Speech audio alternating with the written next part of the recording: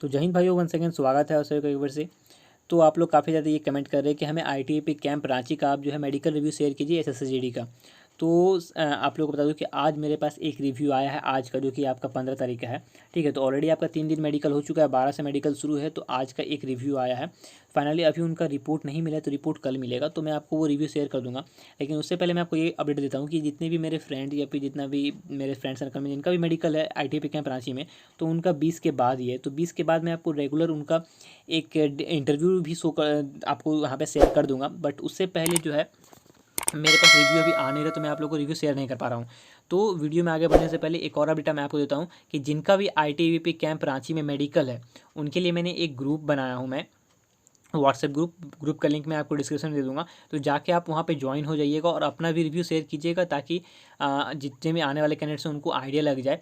तो अभी चाहे आपका मेडिकल कल हो, परसों हो, जो भी जब भी हो, या फिर 20 के बाद हो, तो आप उस ग्रुप को ज्वाइन कर लीजिएगा, व्हाट्सएप ग्रुप को, या फिर आप मेरे इंस्टाग्राम हैंडल पर मुझे मैसेज कर सकते हो, अपना रिव्यू शेयर कर सकते हो। और इससे आपकी जो है जितने भी आने वाले फ्रेंड्स हैं उनका मदद हो जाएगा और आपकी भी मदद हो जाएगी। क्योंकि अगर आप मान लीजिए आपका 20 तारीख को है, आप ज्वाइन करके रहो अभी से ही, तो आपको अभी से ही आइडिया लग जाएगा कि मेडिकल कैसा हो रहा, रिव्यू मेडिकल कब हो रहा। तो टाइम जैसे कि रिव्यू मेडिकल के लिए बहुत ही कम मिल रहा है, कभी कभी कहीं कहीं आपको 24 आवर मिल रहा है, कहीं कहीं 2 से 3 दिन मिल रहा। ठीक है, तो बेसिकली जो पॉइंट बन रहा उस पर हम डिस्कस करेंगे, और आपकी जो है कौन कौन से डॉक्यूमेंट वहाँ पे नेसेसरी है, और आपको जो है मेडिकल में क्या क्या गलतियां नहीं करनी है। तो सारे पॉइंट को मैं इस वीडियो में कवर करने वाला हूं, तो वीडियो में अंत तक बने रहिएगा। तो सबसे पहले हम बात करते हैं कि आईटीबीपी कैंप रांची। तो रांची में अगर आप जा रहे हो आईटीबीपी कैंप रांची में, तो वहाँ अगल बगल में क्या हमें रहने की व्यवस्था है। तो गाइज़ लास्ट ईयर मेरे भैया का भी वहीं पे मेडिकल पड़ा था, तो वहाँ पे जो है अगल बगल में आपको नहीं मिलेगा, बट हाँ 1 से 1.5 किलोमीटर के रेंज में आपको वहाँ पे रूम मिल जाएगा। लॉज रहता है साइड में जाकर, लॉज वहाँ पे मिल जाएगा। या तो आप वहाँ पे लॉज ले लो, या फिर आप स्टेशन के पास ले सकते हो। बट स्टेशन के पास लेने में दिक्कत ये हो जाएगा आपको कि वहाँ से वो 15 किलोमीटर, 12 से 15 किलोमीटर आई थिंक है। तो वो आपको जाने में थोड़ा दिक्कत हो जाएगा सुबह सुबह, क्योंकि आपको रिपोर्टिंग 7:30 बजे है, और आपको एंट्री जो है वो 6:30 बजे से ही स्टार्ट हो जा रही है। तो आपको मीन्स वहाँ पे 6 बजे तक सेंटर पे पहुँच जाना है। ठीक है, तो वो थोड़ा सा आपको दिक्कत हो सकती है। तो मैं यही रिकमेंड करूँगा कि अगल बगल में ही रूम लेके वहाँ पे रह जाओ आप, क्योंकि आपको एक दिन पहले पहुँचोगे आप, रात भर रहना है, फिर सुबह तो आपको मेडिकल ही देना है, उसके बाद एक दिन और आपको वेट करना पड़ेगा, क्योंकि आपको जो रिपोर्ट है वो एक दिन बाद मिलेगा। हज़ारीबाग में थोड़ा लेट हो रहा है, बट हाँ आपको आईटीबीपी कैंप में जो है हज़ारीबाग के कंपेरिजन में फास्ट हो रहा। फर्स्ट डे ही उनका डॉक्यूमेंट वेरिफिकेशन और मेडिकल पूरा कंप्लीट हो गया था, बट वहाँ पे जो है रिपोर्ट एक दिन बाद मिलने वाला था।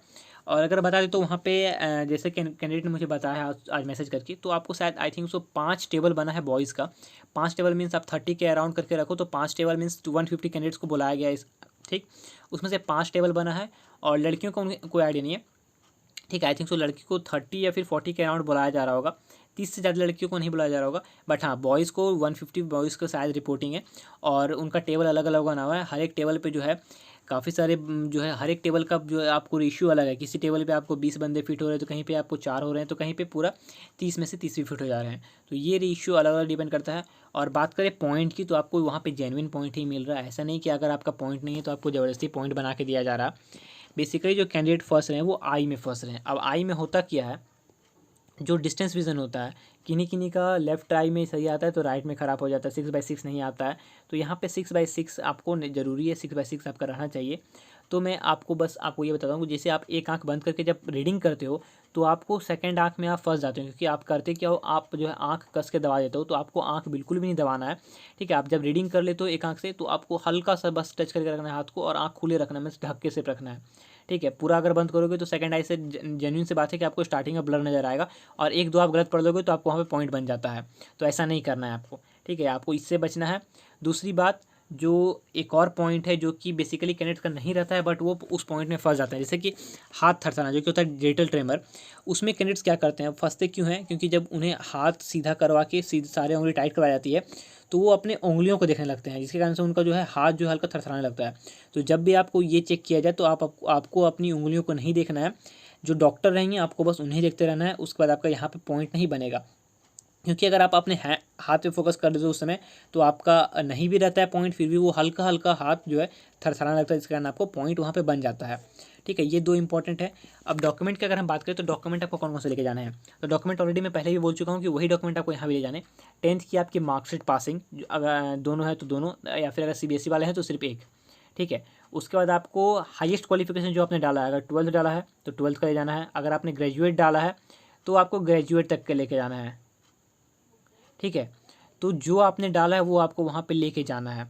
और सभी का एटलीस्ट 1 फ़ोटो कॉपी चाहिए आप लोगों को, एटलीस्ट 1 फ़ोटो कॉपी, 2 से 3 2 फ़ोटो कॉपी कम से कम लेके जाइएगा। एक वहाँ पे सबमिट होगा, फिर भी एक बैकअप के तौर पर रखिएगा। और आपको रिसेंट पासपोर्ट साइज़ फ़ोटो ले जाना है, जो कि आपको 4 फ़ोटो बोला गया है, तो 10 फ़ोटोज़ के अराउंड आप अपने पास में रखिएगा, ठीक है। और डॉक्यूमेंट में सबसे पहले तो आपके डॉक्यूमेंट वेरिफिकेशन होगी, उसके बाद आपका डिटेल मेडिकल स्टार्ट होता है। तो सबसे पहले आपका जो वेरिफिकेशन हो तो सारे डॉक्यूमेंट आप रेडी रखिएगा। एंट्री के समय आपको कुछ नहीं, बस आपको एडमिट कार्ड जो है आपकी, जो आपने ऑनलाइन एडमिट कार्ड मेडिकल वाला डाउनलोड किया है, और उसके साथ एक आईडी प्रूफ, ठीक है, ये दो आपको गेट पे शो करके आपको एंटर हो जाना है।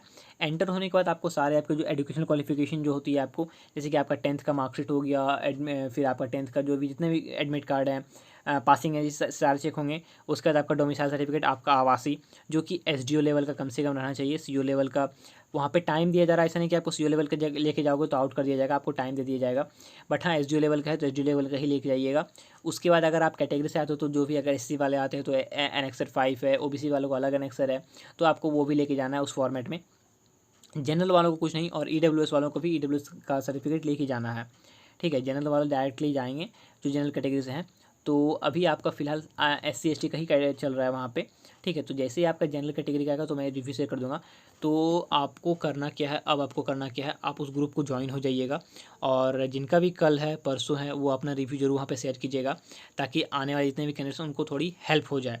चाहे आप फिट होकर निकलते हो चाहे अनफिट होकर निकलते हो, इतनी आप मदद कर ही सकते हो। और बस इस वीडियो में इतना ही। आई थिंक सो आपकी इससे थोड़ी मदद हुई होगी।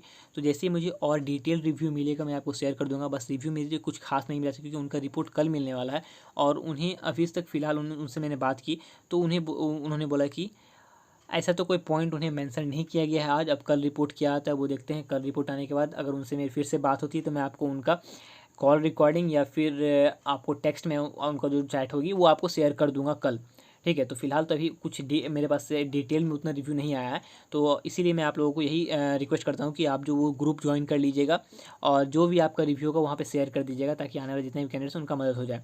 तो गाइस इस वीडियो को यहीं पे अंत करते हैं। उम्मीद करता हूँ ये वीडियो आप लोगों को हेल्पफुल लगा हो। तो मिलते हैं नेक्स्ट वीडियो में। टिल देन, जय हिंद, जय भारत।